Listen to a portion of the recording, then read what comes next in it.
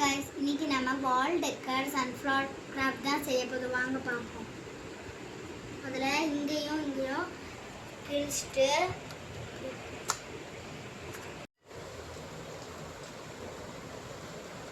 இந்த மாதிரி கப்பு ஃபுல்லா சேம் சைஸ்க்கு கட் பண்ணனும்.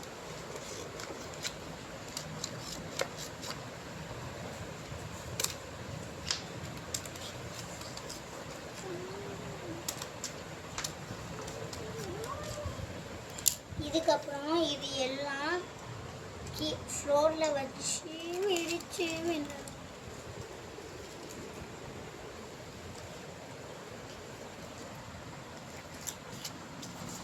விரிச்சு விட்டா இந்த மாதிரி ஃப்ளோர் இதாக இருக்கும். இது வந்து நம்ம பின்னாடி வந்து இந்த மாதிரி தான் இருக்கும்.